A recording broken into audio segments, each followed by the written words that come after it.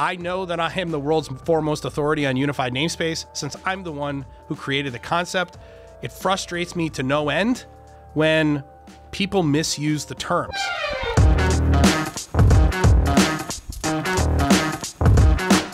Another reaction video. All right, so real quick. So Corso Systems came out with two things basically right around the same time. You probably should have seen the reaction video already on. And they're worried they're going to be replaced if digital transformation comes in and does their job better. Yeah, I would say I don't agree with that piece. I would say, so that was the first video.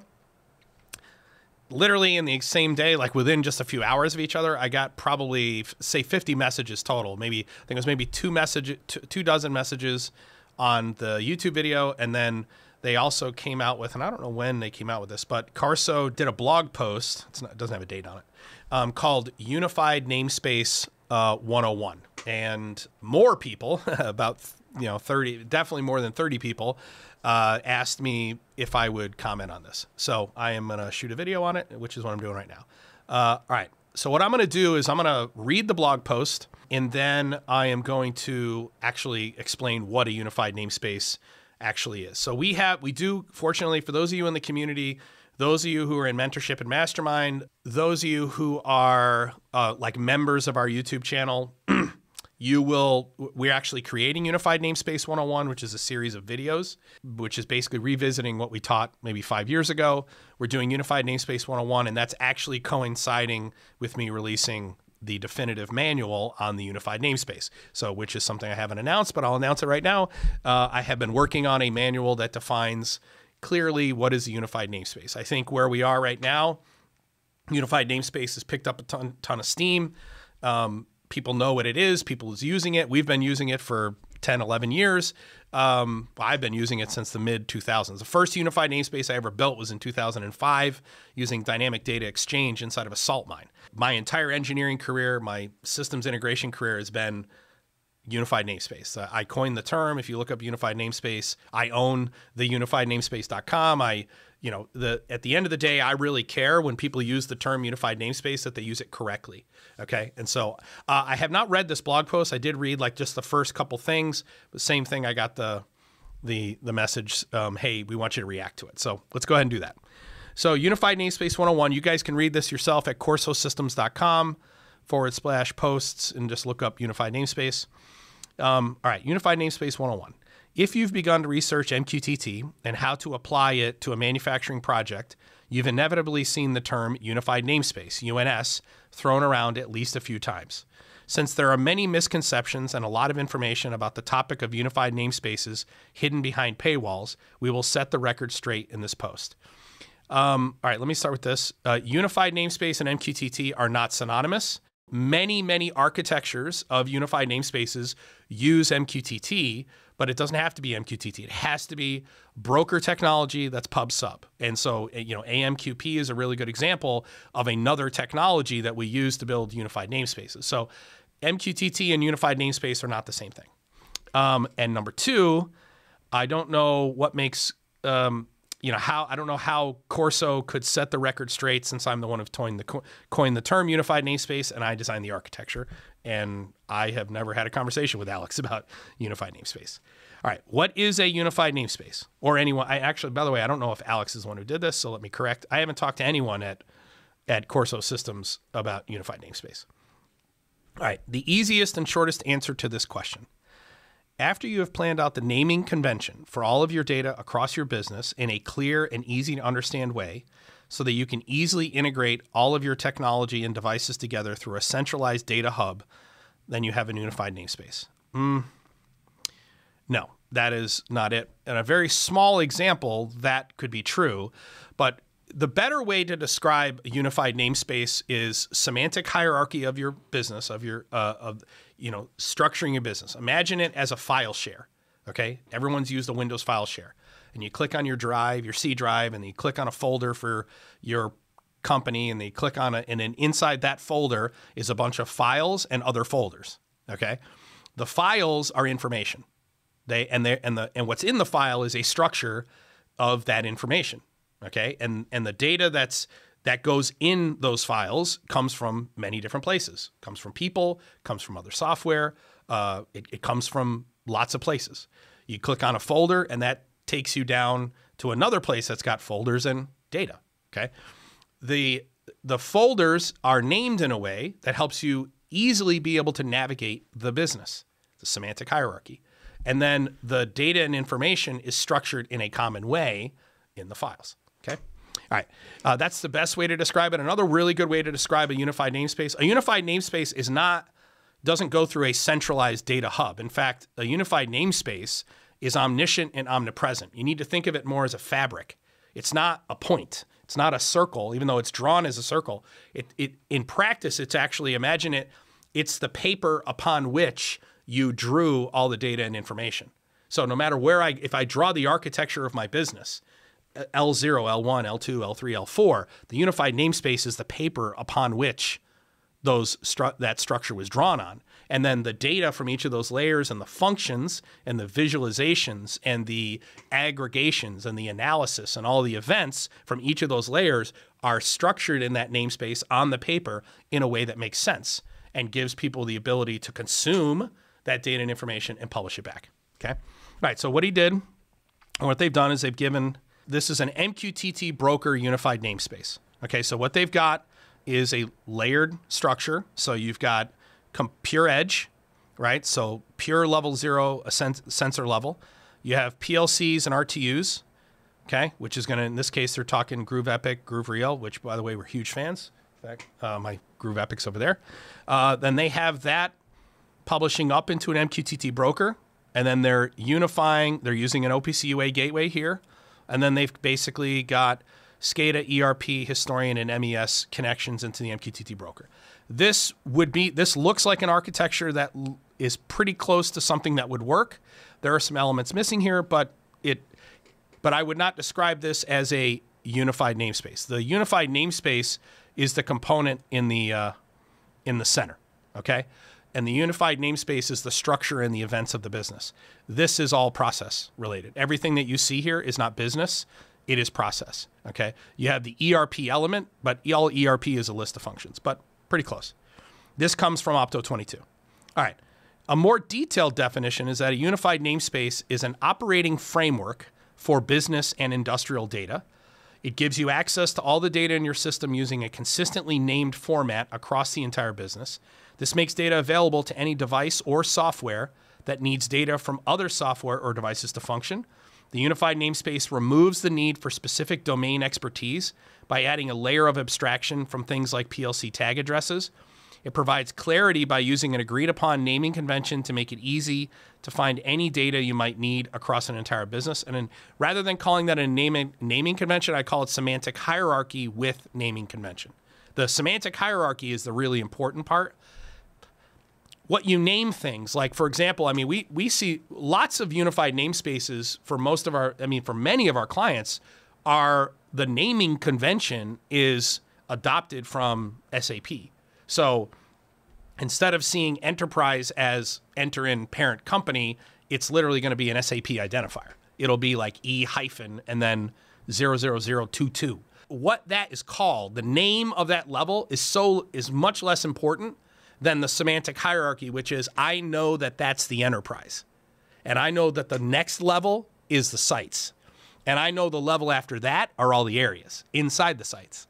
And I know the level after that are all the lines inside the areas inside the sites. And I know the level after that are all the cells. Okay? And then if I don't have a folder goes to a new entity structure or in our semantic hierarchy.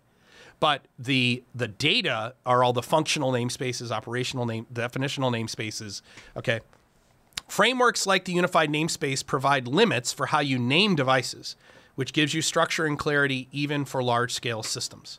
UNS leverages new technology like MQTT and Spark-Plug-B, along with industry standards for modeling processes like ISA 95. This modeling, not necessarily modeling the process, but modeling the business. We're talking specifically ISA 95 Part 2 and not so much ISA 95 Part 1. And in terms of how I've defined what a unified namespace is.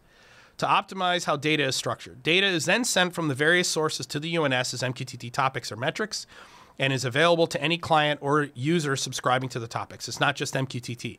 MQTT topical namespaces are part of a unified namespace. Okay. The benefits of unified namespace: easily find what you are looking for based on the naming convention, semantic hierarchy, but point taken. Leverage the naming convention to easily integrate with the data across devices and software platforms. Use tools like MQTT to easily make data available to anything that might need it. You no longer need to know that a pump's speed feedback is address N1275 in the register tables in a PLC. The PLC programmer will connect those tags to an MQTT metric you can easily access based on the naming convention. I would say it's not so much the replace PLC programmer with the OEM. So the namespace generally what you're getting is the raw namespace from a PLC, and then an abstracted namespace from the asset that the PLC is on. So think of it this way. In a unified namespace, the asset is treated as a node in the ecosystem. That asset may have multiple PLCs in it. It may have 4 PLCs.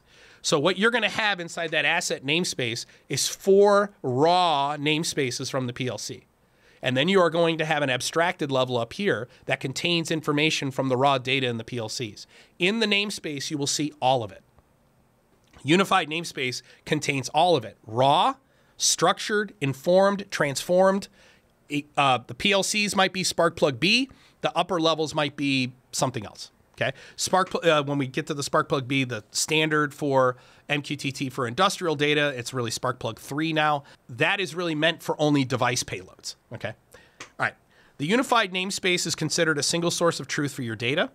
The idea behind this statement is by using the concept of UNS, you eliminate data silos and stagnant data common with typical system integration strategies.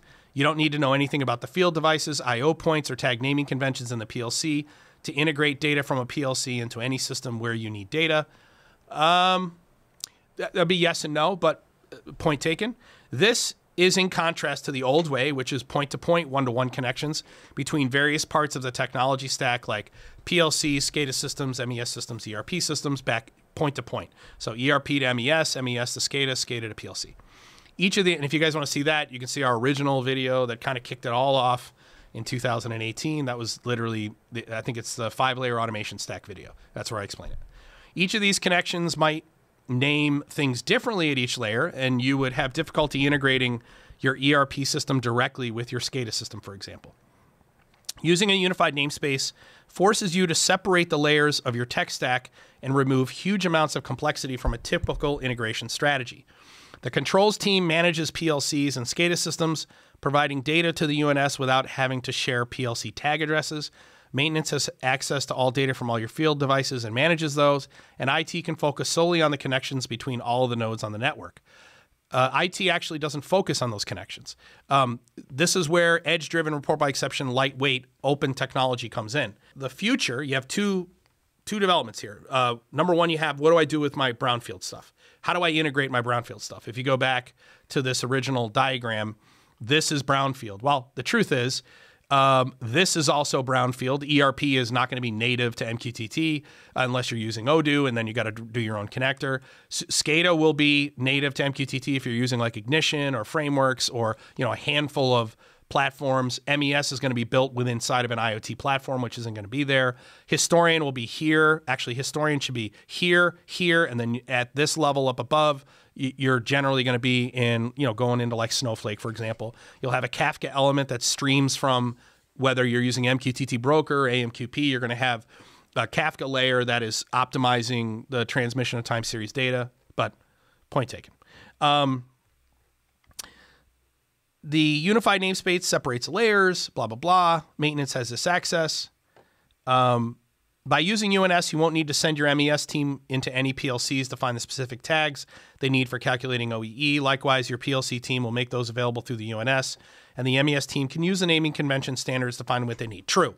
In fact, you'll do a lot, especially when we're talking about MES, you're going to do essentially MES abstraction in your unified namespace, assuming that the process control, that is the statuses in the machine, that is the statuses in the PLC, can be engineered. That is, you can reverse engineer. If I'm looking at say N1275, and N1275 is a status register that gives me an integer based on a specific state of the machine. I have to know N1275 is that state, and I also have to know the register table itself.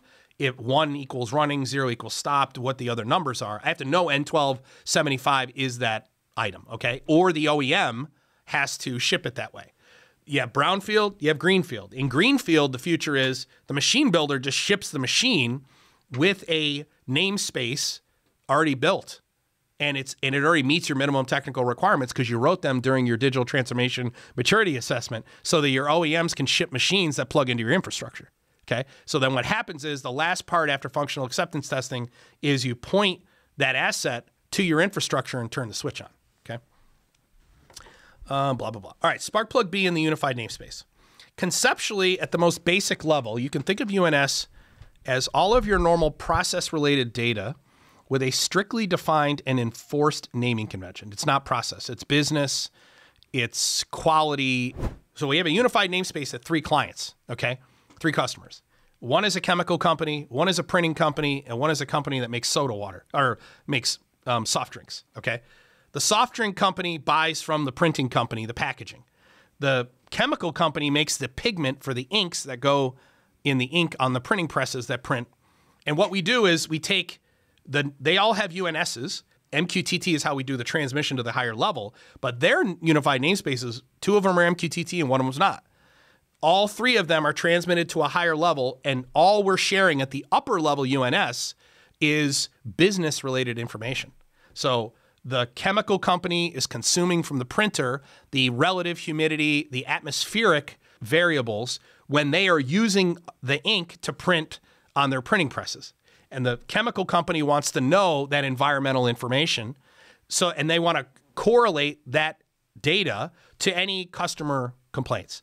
The soft drink manufacturer wants to know real-time inventory of the printing manufacturer. So when is our packaging coming? So they can do real just-in-time delivery. They're delivering from the dock directly to the production line. They're not going dock, warehouse, production line. Okay. And that's a UNS at a higher level between 3 different companies where we're aggregating data from all 3 companies into one common unified namespace. But it's not process data. I think if you say, think of UNS as all your normal process related data with a strictly defined and enforced naming convention, that wouldn't be true. It is not process related. It's process related is a subset of a UNS. Okay. Pre-Spark B, this could have easily been an MQTT broker with a well-defined naming convention for all of the data you're sending to your broker. It can also be easily implemented with Ignition and remote tag providers feeding into a central gateway along with derived tags where necessary.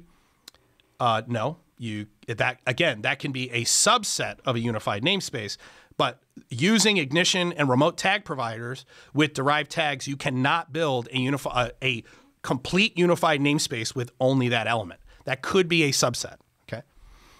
In a post-Spark B world, and actually that is a very common subset. In a post-Spark B world, using Spark B gives you a unified namespace by default, assuming you are consistent with metric naming.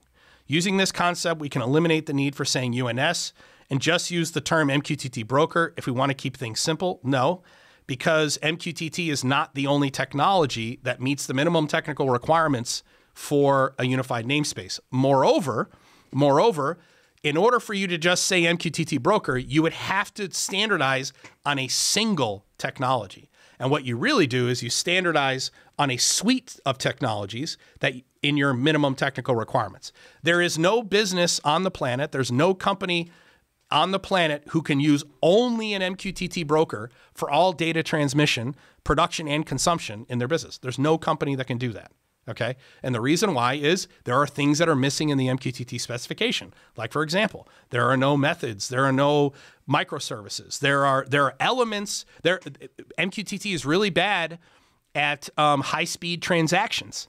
So let's say I've got transitions that are happening at a rate faster than 50 milliseconds. You're not going to use MQTT broker as your unified namespace. You're going to have a unified namespace with many MQTT topics in it. The extension of that namespace is going to be the high-speed transaction that's buffering that data. So no, you're not going to eliminate the term UNS and move to MQTT broker. Yeah, you won't do that because in MQTT topic payloads are, I mean, I would love for Rick Bellotta to respond to that piece. MQTT topic payloads are not sufficient to be the entire namespace of an entire organization. Okay. If we want to keep things simple and are using SparkPlug-B enabled devices, you'll see this approach in the example architecture from HiveMQ in the diagram below. Okay. All right, good. All right, with SparkPlug-B, it's easy to add or change nodes in the system to support changing technology over time. Yep, this is actually one of the biggest strengths of using SparkPlug-B without breaking your existing integrations. It can also eliminate duplicate work and duplicate data inherent in the older point-to-point integration style when connecting devices and systems together. If new technology is released, you can quickly and easily integrate it into your current business by leveraging the flow of data through your MQTT broker using SparkPlug-B. As you can see from the architectures in the diagram above, each specific device has data translated into the unified namespace. This means you don't need to be a PLC expert to get data from the PLC or field level device as you would be in a non-unified namespace situation. SparkPlug-B will get you most of the way to a unified namespace. However, you will still need to define your metrics for various devices to fit into the UNS. Okay. So the attempt here in this blog post is to say that a unified namespace is in fact an MQTT broker using mostly SparkPlug-B and some other metric payloads. Okay, that's the attempt here in this blog post. That is not what a unified namespace is. Okay, what I would say is what this blog post is not about the unified namespace, but about a subset of a UNS, which I'll show you here in a minute. A basic unified namespace example with SparkPlug-B. And by the way, let me stop here. See, this is where it would have been helpful if Corso just reached out. Like everybody in the world knows, you know, unified namespace, Walker Reynolds, right? And you don't have to reach out to 4.0 Solutions, reach out to Cheryl or anybody else on our team, right? Everybody knows unified namespace is something I've been teaching for 5 years. I've never had a conversation with Corso about this, and yet they go and when HiveMQ writes their blog posts, they send those blog posts to me for review. Although there were a couple of, hey, did I get this right? Okay. At a minimum, they don't have to. They don't have to do that. But at the end of the day, they shouldn't redefine the term. Okay. Even at the beginning of this blog post, I mean, they openly say, if you've begun to research MQTT and how to apply it to a manufacturing project, you've inevitably seen the term thrown around at least a few times. Since there are many misconceptions and a lot of information about unified namespaces hidden behind paywalls, we will set the record straight in this post. No, you are not setting the record straight. In fact, what you are doing is teaching people a small subset of what UNS actually is. And had you reached out, I could have corrected you. I could have given you the language to put in here so that you're not confusing people. And we have 5,000 people in our Discord server.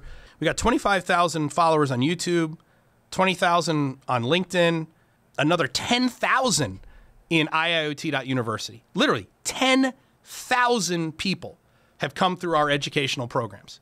As far as I know, there's nobody at Corso Systems who's ever talked to anyone at IIoT.University about UNS or, hey, here's a blog post, we're going to write on it. What do you think? So, I mean, obviously we could have helped by not misinforming the community that what UNS actually is MQTT with SparkPlug-B. MQTT with SparkPlug-B is a subset of an overall unified namespace. And the example I gave you earlier, the concept of the unified namespace, which allowed two organizations that are using MQTT and one organization who's not using MQTT at all until we run it through an MQTT gateway to get it to a higher level UNS. And then all we're doing is taking functional namespaces from the three organizations and putting them in one common place, giving this one permission to subscribe to this stuff, giving this one permission to subscribe to that one, and this one permission to subscribe to this one and this one. That's a unified namespace. Okay.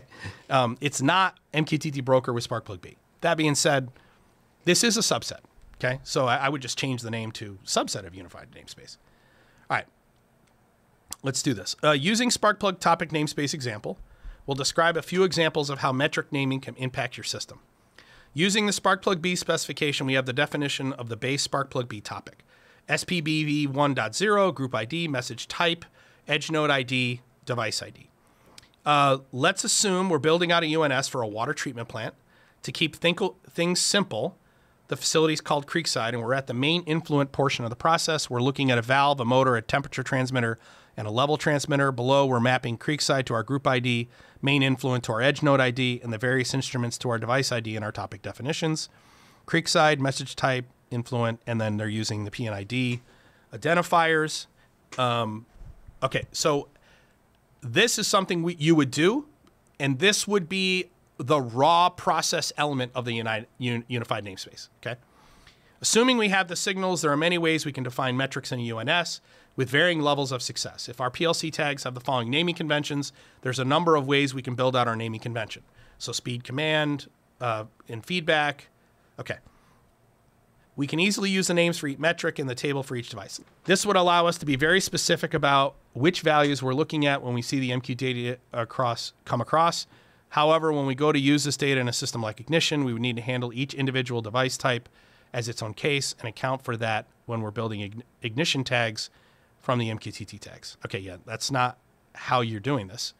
Or instead, we could take a more generalized approach similar to plant packs from Rockwell, where we name a commanded value CV for control value. Instruments and feedback values are called PV for process value. In that case, our table from above would now look like this. All right. The power of frameworks limits enhanced creativity and capability.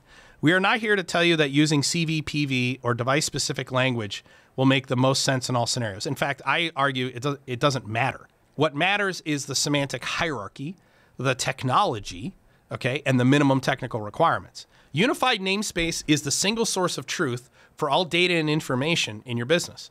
And all the data and information in your business 12 months into your digital transformation journey is far different than all the data and information 8 years into your digital transformation journey. The three clients I talked about who have integrated together, okay, they didn't do, this is a 3-year journey here. This is a 4-year journey here. This is 18-month journey there. Single source of truth for all data and information, 18 months is different than at 19 months. At 19 months, single source of truth is a unification of this and this. Okay? The idea is that the unified namespace in any given organization at any given time is a function of how my business is organized today and all the events that just happened. That's what a unified namespace is. Okay? It doesn't matter what you use for your naming structure. Exactly. As long as it makes sense for your business. Agreed. And if he's saying naming structure, I hope he doesn't mean CVPV. What I hope he means is semantic hierarchy, or whoever wrote this. You will need to enforce its usage across the entire tech stack to be consistent. Yes. Well, you will need to enforce its usage for all the red things in your namespace across your tech stack. Okay. So in a unified namespace, you have, we call it red and blue, which is red is the enterprise structure and blue is the ad hoc or the one-offs. Okay. It is perfectly fine. You have to create a technological infrastructure where it is possible if I have a one-off asset, okay, that has no definition whatsoever, but I'm a controls engineer, I'm the only person who uses that asset, and I want to get that asset into my unified namespace so I can join together some data from the area that's using it, and it's only for my own individual purposes, I should be able to create a blue namespace that's based on whatever semantic hierarchy I want. At the end of the day, I just need to know where that fits in the red semantic hierarchy. And then the people who own the red semantic hierarchy, which is the digital transformation team, they're looking for all the blue things in the organization. And then they're saying, because that's happening from the plant floor up. And then they say, oh, that looks very interesting, that blue thing they did down there at that location in South Carolina. Let's go take a look. Oh, now let's standardize that and let's apply our standard to it. Okay. And then let's make it red and let's deploy it across the organization. That's one of the big functions of UNS, right? Using a framework like the unified namespace will free up time you would spend determining tag names and understanding how to integrate a new piece of equipment into your process. You can give your OEM supplier, your team, and anyone involved with the actual integration the naming spec and instructions for how to integrate with your unified namespace. We call that minimum technical requirements. As part of their commissioning scope, you can work through their UNS integration and verify that everything matches your expectations. In fact, part of your functional acceptance test should be looking at the namespace that's running on the asset before they transmit it to your higher level. By the way, that doesn't have to be MQTT. Wrapping up, unified namespaces can be a powerful tool for manufacturing operation systems of any size. UNS makes it easy to integrate many different technologies together. It allows sharing data across many different disciplines and helps you to easily add new technology, vendors, and team members to your organization with less training overhead. Frameworks like Unified Namespace give you clearly defined limitations, freeing you from having to make hundreds of decisions each time you need to integrate new data into your workflow. We will have more posts covering MQTT, Spark-Plug-B, Unified Namespaces, and how to utilize them to make your manufacturing operation next level. And then obviously it's the, call to action, which you should never do in these things. You should always leave that call to action out and let the relationship be organic. I want to show you, let me go to full screen. I want to show you to clarify something real quick. All right. So what he was talking about, where he was talking about metrics, okay? And hopefully you can see this. So this is a MQTT client that we wrote in the ChatGPT workshop last week. And after that workshop, what I did was I put in the protobuf decoding for the Google protobuf. I put that schema. I put in the decoding for this client so that you could see a Spark-Plug-B payload when after it's been decoded, it's been unprotobuffed, okay? And metrics is basically a dictionary of all the properties of your payload. So in this case, we have a metric for Spark-Plug-B specifically. We have a metric of WDR/edge, process simulator, refrigeration discharge temp, which is a process value. Timestamp when the value changed, the data type, whether it's null, and then a list of its properties. There are no properties on it. And then what is the value? It's a double value, and it's a 98. So the discharge temp is 98.38 degrees. And then we move to the next metric. When he was talking about metrics, what he's saying is that you don't have to use Spark-Plug-B, but you have to structure metrics if you want to use, if you want to use this. What you're looking at right here is the ignition tag metric. That's what you're looking at here. Okay. And Spark-Plug-B by default is really centered around what ignition tags are. Okay. Even though it's not ignition specific. Okay. Even though I think when they picked Spark-Plug, they did it because ignition, Spark-Plug ignites. But the truth is a Spark-Plug-B spec in that the Spark-Plug 3 specification now definitely works for more than just ignition. It works there are many, many vendors. But when he was talking about, or whoever wrote the blog post was talking about metrics, they're talking about this structure, okay? This structure doesn't work for all events in your business. And I'm gonna go over that piece now. Let me go back here. Let me switch my thing. And let's talk about what is the unified namespace, okay? So this is a slide I've been using for a couple of years now. So I actually made this slide in 2021. It is an extension. It was after the guys at Galeris went ahead, they're a member of Mastermind. I've been a member of Mastermind for a long time. The guys at GIS in Ireland, they're in Kerry, Ireland. They basically took all of our sketches, our architectural drawings, and turned into these slides. So in a nutshell, unified namespace is essentially represented by this drawing, okay? But the namespace itself isn't the circle. Okay, that's not the unified namespace. The unified namespace really is the paper. Okay? So while this may be the place where we've unified together the red stuff, you have namespaces that are blue in the warehouse management system. So this may be the full unified namespace is the aggregation of raw from site MES plus red. So think of the unified namespace is made up of red elements that are enterprise, that is, they're defined by the business, they're standardized, and then there are sub-elements within the unified namespace that are blue, that are red, and then there are also sub-elements inside of a unified namespace that are blue, and there are many blues and many reds. It's mostly red and some blue, 80-20 generally, give or take, okay? So how do you integrate an organization? with a unified namespace? Well, the answer is there is a namespace inside of the CRM, for example. Okay? There's a namespace in ERP. There's a namespace in MES. And there are sub namespaces inside of MES as well. And they're called functions. All right? So what we do is we create a namespace that unifies together individual sites. And we, down at the MES SCADA layer, you may have your assets. You may have a namespace on each machine. Okay? And that namespace is then transmitted to a higher level where you aggregate together many machines into one area. And obviously that would be the ideal scenario if you were to do it that way. Okay? But this is a representative diagram of how unified namespaces are built. MQTT with Sparkplug B is a sub-element of what you're looking at here. It is not the unified namespace. The unified namespace is the structure of your business and all of the events. It's the single source of truth for all data and information in the business. It's the place where the current state of the business lives. It's the hub through which the smart things in your business communicate. The architectural foundation of your Industry 4.0 and digital transformation initiative, your digital strategy, which we talked about in the previous video. So why do you need a unified namespace? So this goes to lots of things, but let's talk about current state. Why do I need it in the beginning of my journey? If becoming a smart company takes 3 to 5 years and I plug into a digital supply chain beyond the 5-year mark, okay, why do I need a unified namespace now? Well, let's go to why digital transformation fails. Well, number one, scalability. Okay. Number two, normalization. When we get to this machine learning, artificial intelligence piece, you know what data scientists spend all their time doing? ETL, extraction, transformation, and loading of data into a format that they can use to write algorithms that will look for patterns that we can't see with the naked eye.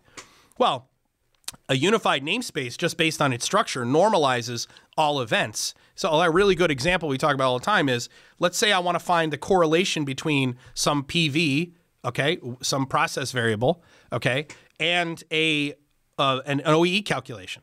The OEE calculation is calculated every 5 minutes, and the PV changes 50 times a second. So if I'm a data scientist, okay, and I want to look for patterns that tie those two together, I have to normalize that data. So the first thing I got to do is, instead of having, 50 times a second times 5 minutes, so 2,500 or 25,000 events, 25,000 events. So I've got 25,000 changes in 5 minutes, okay, or 2,500, whichever one it is. And I've got for every one OEE calculation. The first thing I have to do is I have to have a one-to-one relationship. If I want to do a, say, linear regression, I have to create a one-to-one relationship between every PV change and OEE. So it's got to be, even though the OEE number is always the same, the first thing I got to do is put a bunch of the same ones, okay? All right, so normalization is a huge piece of why you need a unified namespace, okay? Moreover, the semantic hierarchy puts everything in its proper context. Number three, short time to value. And I'm going to show you how namespaces are built and basically how you add value, how you iterate, okay? And then security, edge-driven, okay? So your nodes that you want to protect, they only talk to the thing that through the certified connection it instantiated. You don't allow anything to talk down into your infrastructure. Your smart things are talking up, and they are certifying the connection. They only respond to requests from that connection. And then agility, obviously, which we talked about in the last video. So how does it work? Okay, well, the smart things in your business communicate with one another via a common IoT protocol and leveraging a common standard, minimum technical requirements. Data that originates from a smart thing that does not support the minimum technical requirements must be integrated via a gateway that converts the protocol and standard that the thing does support to a protocol and standard the organization has adopted. Notice I haven't said anything about MQTT or Sparkplug B. Okay. The smart things in your organization publish updates to the UNS as they happen to a predefined location within the namespace that is configured when the smart thing is plugged into this infrastructure.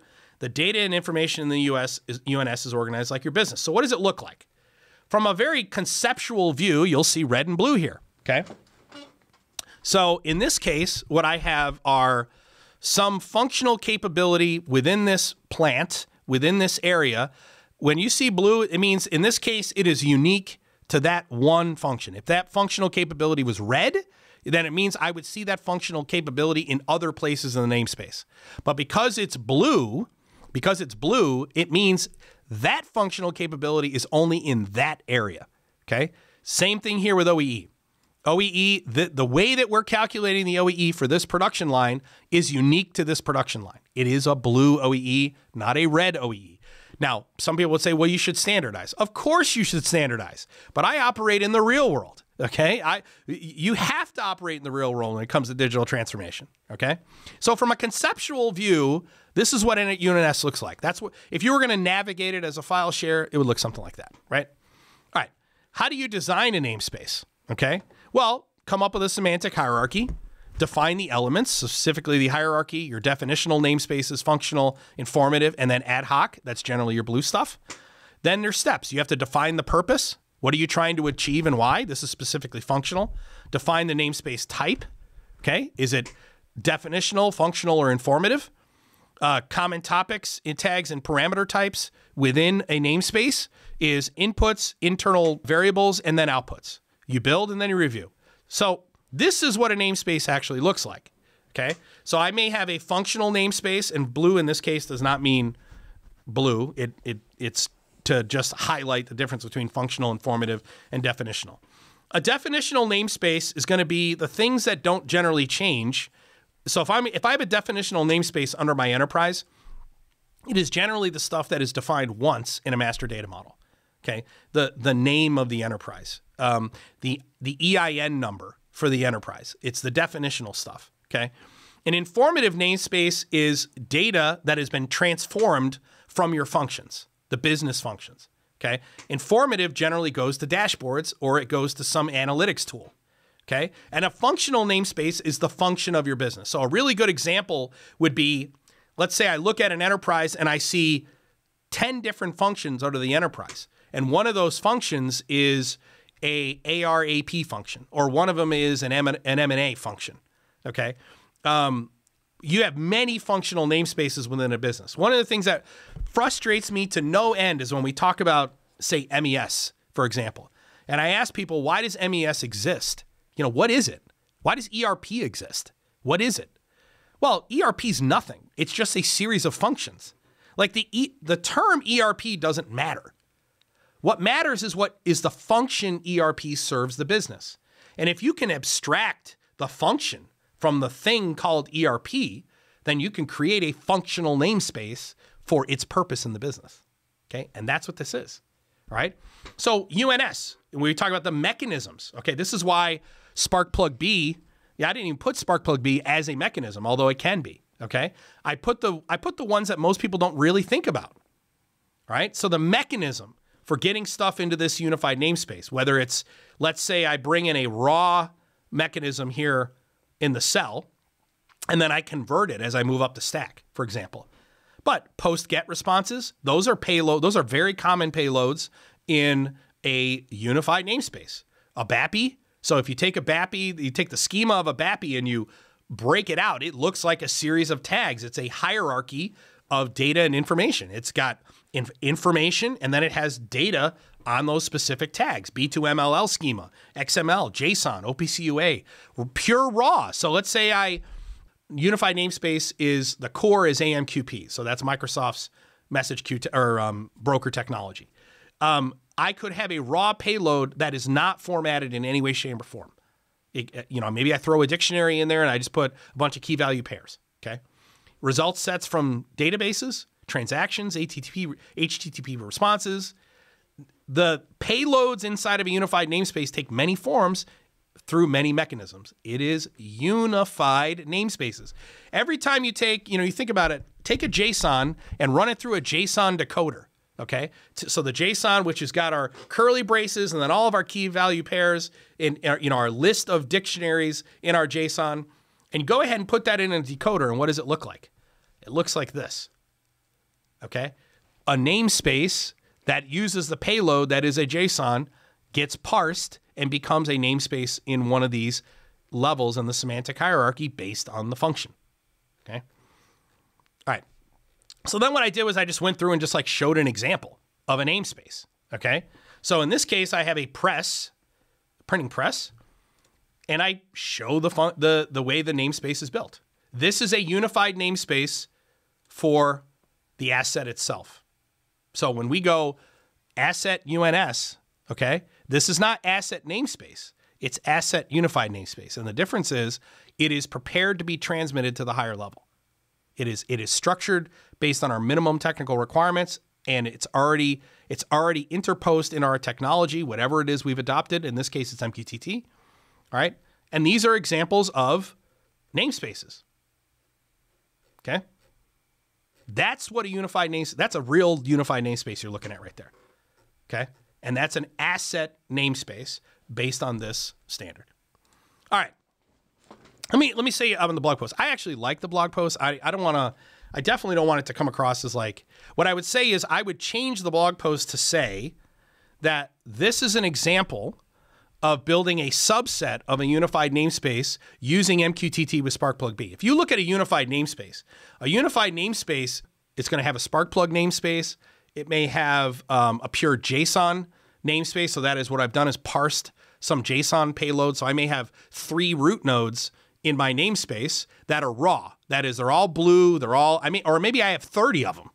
And then I have the one red one, which is our enterprise. Okay. And then I dig down into my red one. And what I'm doing is I'm mapping the raw stuff into our functional namespaces, our definitional namespaces, and in our informative namespaces, which ends up primarily being dashboards, analytics, reports.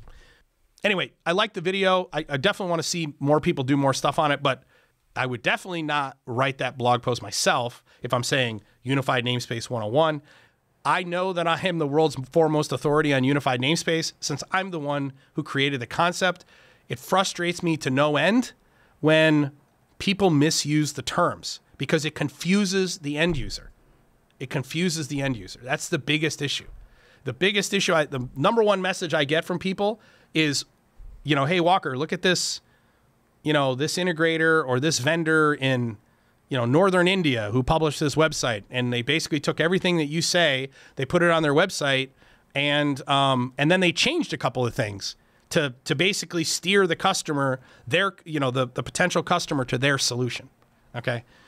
At the end of the day, unified namespace is the concept of the unified namespace. It's an architecture. It's a foundation. It is the thing that everyone's trying to get to, which is a single source of truth for data and information. But it's purely agnostic. It's totally agnostic. UNS is an architecture. Why do I use MQTT in 90% of the architectures I design and the rest of the architects for all the other integrators that we work with, all of our partner integrators? It's because MQTT right now works the best, but there are limitations. I mean, I've talked about it in podcasts. There are severe limitations with the Sparkplug specification once you get out of the device-centric component. Sparkplug is great for devices, but I really think that Sparkplug 3, I wish the Sparkplug 3 spec had gone a little further. I do like the flexibility in being able to build metric payloads with the new Sparkplug 3, so that now you could be Sparkplug compliant and be able to write one parser that would be able to parse Sparkplug-B meant for ignition tags and Sparkplug meant for that not for ignition tags. You'd be able to write, you could write one connector, one parser to do that, and we have. I do like that. But at the end of the day, MQTT Sparkplug-B is not unified namespace. It just happens to be an option. But as an organization gets more and more mature, you can probably get away with it on the machine level for sure, right? That could be, if you only have one UNS in your whole business and it's on an asset, and I don't have any higher level namespace yet, yeah, I can get away with Sparkplug-B there. But I'm not going to get away. You certainly aren't going to use Sparkplug-B to take 3 companies and put them together, because Sparkplug-B is device-centric. It's not organizationally centric. Okay. All right. Anyway, that's my story. Sticking to it. Like, subscribe, comment on the video down below. Oh, by the way, I meant to mention this in the other one. Because I mentioned Alex Marcy by name in the previous video and we touched on Corso, let me say this. I have nothing but the utmost respect for Corso. I don't want to be picking on them. I really want to make sure that what I'm communicating here is my opinion and my professional criticism of what's put in the blog post and what was in the original video, which was the original video we reacted to. That is my personal opinion, professional opinion, and my professional criticism of what's in there. Every time I mention somebody publicly, anytime I've ever mentioned somebody publicly, I always offer them the opportunity to come onto our podcast, okay, and defend themselves. You know, if they want to come on, or if they want to ask me any question. People at any time can come and ask me any question about our architectures. I want to point this out, though. I have been pushing unified namespace for, really since 2015, very hard. 2018 on our YouTube channel. And you've heard me say this before, and you'll hear me say it again. There are a lot of people who have questioned the efficacy of unified namespace as a digital architecture, okay? There is not a single person who I've ever spoken to who knew what they were doing who did not come around, including, by the way, Corso did a video a few years ago that was very critical of unified namespace, by the way. In fact, I don't know if that video is still on their YouTube channel. I'd probably go look, but it was very critical. And even they've come around. They're now doing blog posts and all that kind of stuff. What I would say is, hey, if anybody from Corso wants to come on, talk about the blog post, provide any clarifications, ask me any questions, they can. That offer is open and standing. I suspect that won't happen because, I just suspect that won't happen, but the offer's there. And anybody who wants to come on and challenge, ask questions about UNS, it's wide open. What we have coming on over the next month or so here at 4.0 Solutions, we have a representative from one of the big, huge industrial firms is going to be coming on. We're going to be talking UNS and digital transformation. He's gotten permission from his organization to come on and speak on behalf of the organization. That'll be a great podcast. I don't know if I'm allowed to say it publicly yet, but so I won't. We got a lot of cool stuff going on. What I would say is, I've said this before, 2023 is the year of the unified namespace.